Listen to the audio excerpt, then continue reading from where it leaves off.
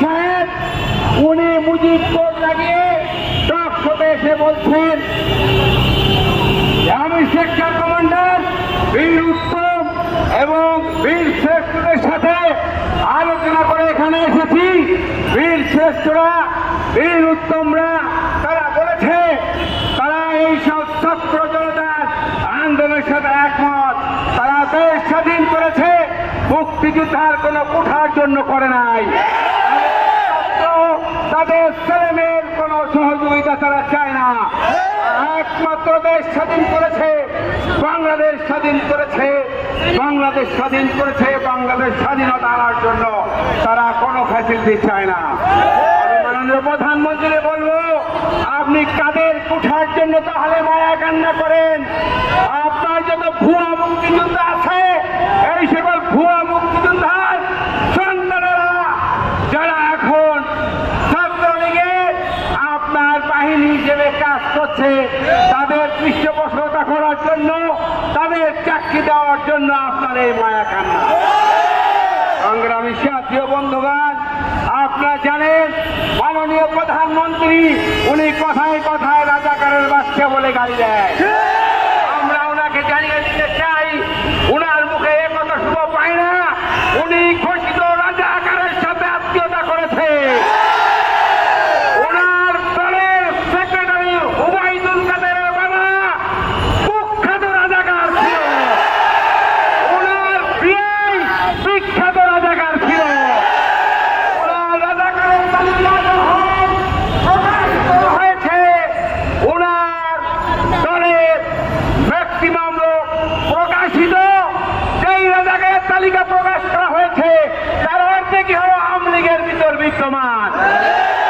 এরপরে এই তালিকা থামিয়ে দেওয়া হয়েছে। যে রাজাকার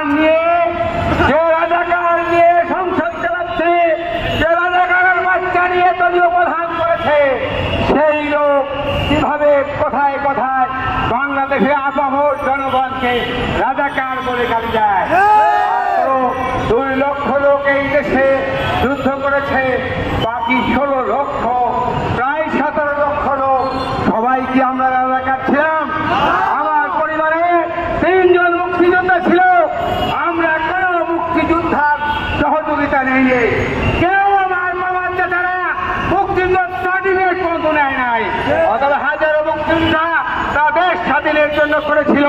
তারা আপনার এই সহযোগিতা চায় না, তারা এই সহানুভূতি চায় না। তারা শুধুমাত্র শেখ মুজিবের ডাকে, জিয়াউর রহমানের ঘোষণায় মুক্তিযুদ্ধে নেমেছিল, দেশ স্বাধীনতার জন্য নেমেছিল। অতএব অতি সত্তর আজকে নিরীহ ছাত্রছাত্রীদের উপরে হামলা হচ্ছে, এই হামলা বন্ধ করে অতি সত্তর এই ছাত্রছাত্রীদেরকে পুনর্বাসন করুন এবং তাদের দাবি মেনে নিন। তা না হলে এই দেশে যে আগুন আপনি জ্বালিয়েছেন এই আগুন আপনাকে নিভাতে হবে। আমাদের আহ্বান থাকবে অতি তাড়াতাড়ি আপনি পদত্যাগ করে এই দেশে একটি সুস্থ নির্বাচনের ব্যবস্থা করেন, এই আগুন নিভানোর ব্যবস্থা করেন।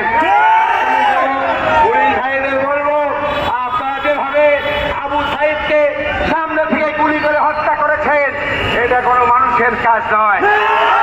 গুলিটা করেছেন এই গুলিটা এই দেশের জনগণের ট্যাক্সের টাকার গুলি।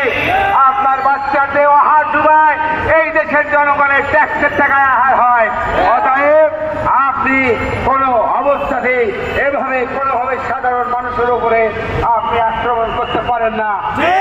ছাত্ররা ইউনিভার্সিটির মুখে দাঁড়িয়েছে, আপনি দেখেছেন মাননীয় প্রধানমন্ত্রী আপনার ছাত্রলীগ ভেঙে গিয়েছে, নিরীহ লোকের উপরে আক্রমণ করতেছে।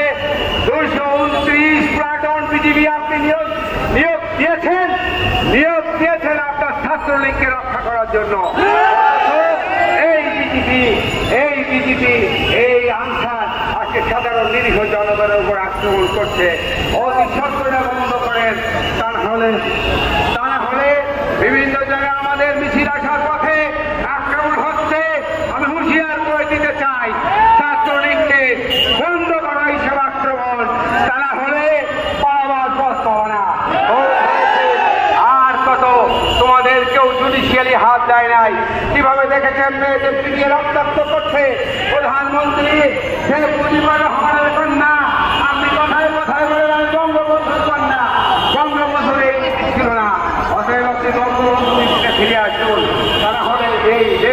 ধ্বংসের তার প্রান্তে নিয়ে গেছেন।